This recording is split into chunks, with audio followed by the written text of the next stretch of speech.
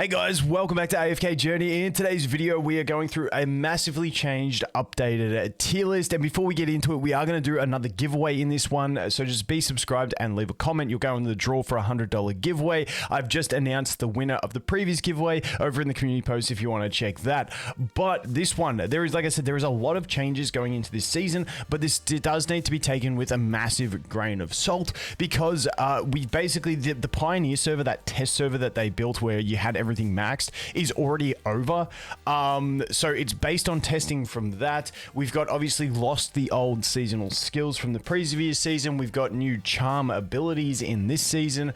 There are a lot of changes, and because it was so short, there's limited testing that will be done. For instance, Dream Realm bosses, when we look at this tier list, is going to be based on pre-endless mode because we couldn't get to endless mode in there in the time that was given. So keep those sorts of things in mind. This stuff can evolve, but it's a good look into what the new season is going to look like. Now, the structure of the tier list, you can see we've got AFK stages at deficit, and if you want to go into the info, they have all the info up here. AFK stages, basically they're looking at Supreme Plus and EX Weapon 10, same for Dream Realm, same for Battle Drills, and same for PvP. Basically, they've revamped to just have these few criteria, because, you know, like early game AFK stages is kind of like, you know, there's just the early game teams. You don't really need a tier list for it. I like this. It's a lot more condensed, a lot more simpler to follow, and what you're pretty much looking at. Just note, some characters will still be good at lower ascension with lower investment into exclusive equipment, but you do need to make some sort of criteria to base things off. So we're going to go through AFK stages, PvP, Battle Drills we'll quickly touch on, and then we'll go into Dream Realm a bit more, because at the end of the day, this game, the way it's weighted with rewards, Dream Realm is like, in my opinion, kind of like 70% of the value in what a character brings, just because it's so crucial in getting those extra resources. So that's one we'll jump into and spend a bit of time on. But AFK stages when we're looking at deficits. So I don't think there's any big surprises here. When we look at Ulma's actually topping the biggest change is that Thorin has really dropped out. It's gone more to that staller type meta instead of relying on the damage of Thorin. Thorin is still great for free to play and stuff like that. But if you're pushing high deficits, Thorin's damage isn't coming in clutch. And this, keep in mind, this stuff all depends on what type of player you are. If you're not someone who does push super hard and try and get to like really high deficits, I don't know what they've listed as a high deficit in this season.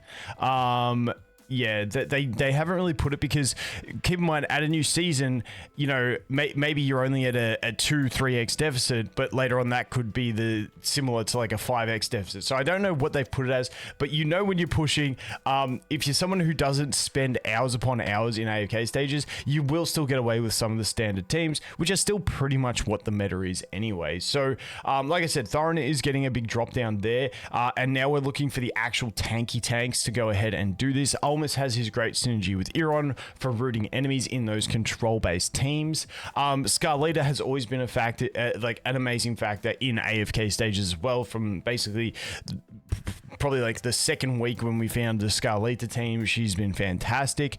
Coco and Smokey, just two crucial units for sustain over there in those stalling type comps, especially Coco Mythic Plus, you know, gets her shield. It's super chunky and super safe. Now, when we look to the damage dealers, I still think Arden's more of a specialist, but that's a nitpick. Dude is there for control and a bit of damage. But we got Lily May and Odie. Odie obviously still with his execute being absolutely fantastic. Lily Mason going really well into the Iron team as well. Also, you know, we've got a pretty decent Wilder buff, so even if you don't have Ulma's build, you can run Iron, Arden, and Lily May, get the Wilder buff if you want to go from that. Otherwise, you can still be running the Damien or Huon in that comp to unlock the capacity of that buff. Now you can see Lenya's actually been working pretty well in the deficit pushing as well. But I wouldn't go pulling Lenya in the last couple of hours before she drops, because, you know, with the new season, you can only swap heroes from the season, and Lenya's just in an awkward spot to be pulling, in my opinion, so I would still leave it. But that is a basic look. The deficit pushing is kind of still the same meta. Just with a few of the techs positions swapped. Like the core teams are still going to be mainly the same. You've still got Carolina in there. I personally, on my new account, my test server account, I'm just completely skipping Carolina. I've said it before, I think she's the most power creepable unit. in that team, and you can already put something like Lily May in her position and do perfectly well. So that is just my take on Carolina. I think she is just due for a fall off, but I've said that a lot, and I'm hoping she falls off really hard really soon so I could be right. But moving on from that, we'll jump quickly into battle drills. Honestly, battle drills, it depends who you are. A lot of people aren't really super competitive in battle drills. You're just there to just jump in, get your rewards, and you don't really care. But it's a nice one to note about the units that are good and versatile. Things like Tamisha, if you have her built, she's just good in everywhere. The AoE, the bossing, all aspects of it. But that gives you a basic look. I'm not going to dive too deep into battle drills because, like I said, until they make a cross-server guild system or something like that, which they have said that they're looking into, I don't think battle drills is one I'm really going to ever dive deep into because a lot of people are on dead servers, and if you're not really like in with friends and really into it, it's hard to really care about battle drills, which kind of sucks the way it is. I really do hope they find a good guild system so that people can play with their friends, but at the moment you guys can get a basic gist of where it's at with battle drills. Just note with battle drills, it's kind of a balance between trash clearing capabilities and boss clearing capabilities, and that's why you get some different sort of effective units in here, like the Tamisha running in there. Then we'll jump into PvP. So PvP, the big addition here is Dunlinger. Dude is just an absolute boss. Basically lets no one on the field except one of your selected allies use their ultimate for the first, I think it's 12 seconds. And then every time he ults, it's another 6-second cancellation.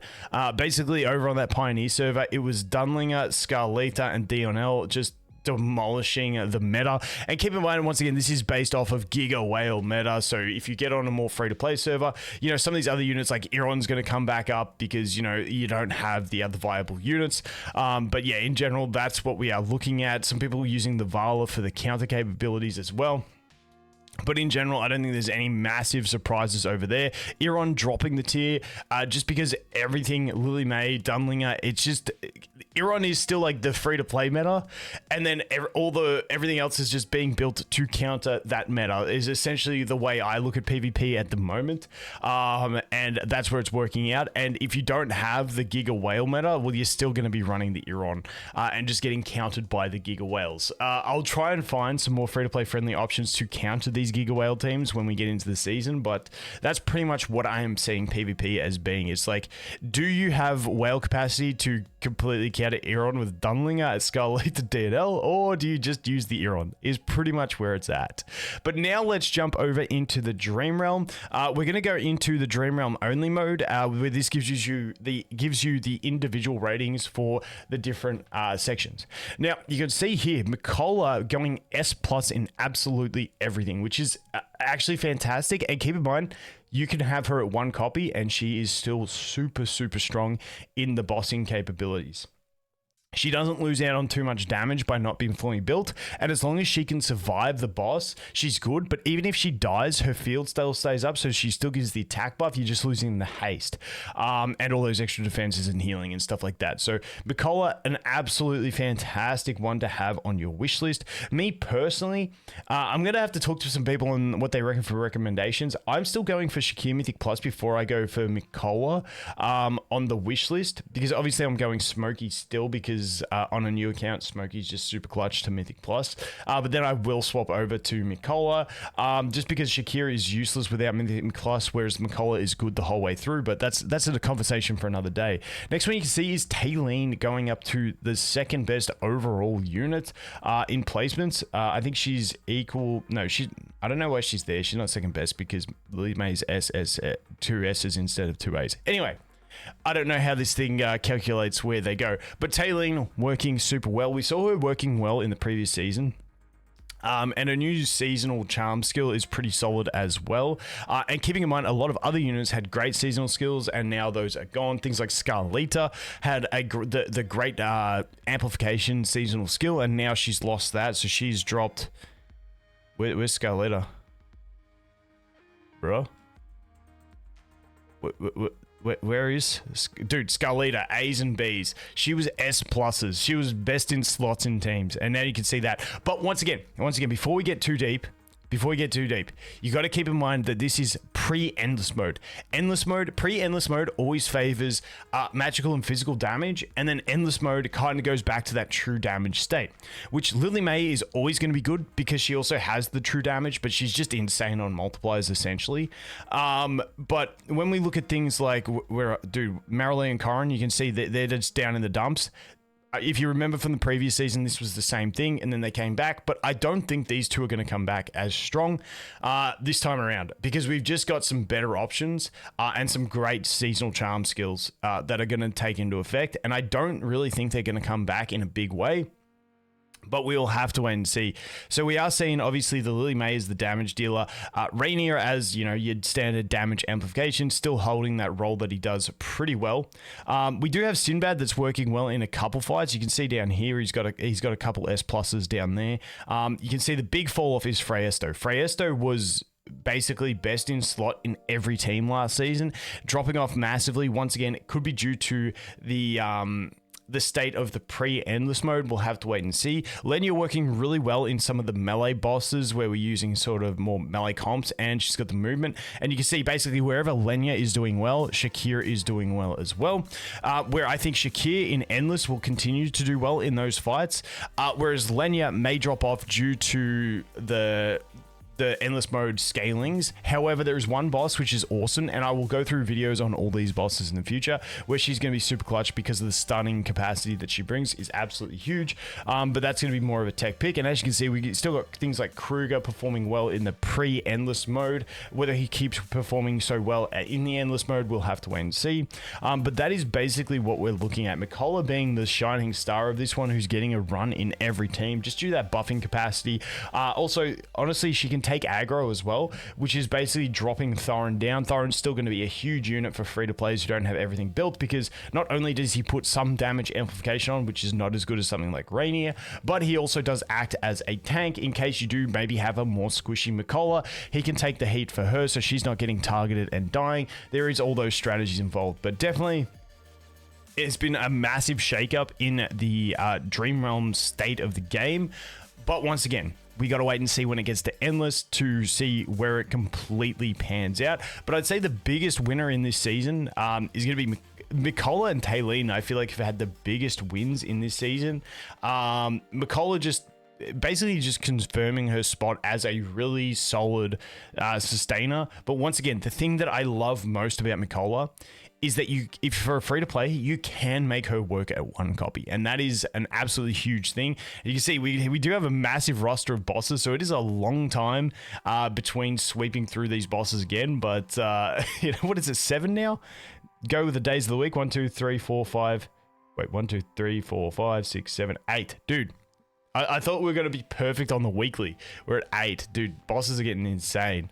But yeah, that is what we are looking at for the tier list. Once again, early on, you're going to be looking at the AFK stage pushing. That's going to be like one of your main priorities. But I think along the entire thing, it's always Dream Realm that becomes the most prominent thing, just due to the rewards that it gives. Whereas PvP is kind of like, you don't really need to push it like crazy. I've hardly been pushing, just holding like top 30 on my server, and yeah, I just don't, like, I really want a reason to play PvP, but at the moment it just doesn't, it's not prioritized, and Dream Realm is 100% the most important thing that we are seeing in the game currently, and it pretty much has been the whole time, just due to the resources that it gives and how scarce resources are. So especially you temporals, that's what I'm looking at. But anyway, guys, that is going to be for this one. Don't forget to be subscribed and leave a comment. You'll go in the draw for the $100 giveaway. And as always, thanks for watching. Hope you have an awesome day, and I look forward to seeing you in the next one. Cheers.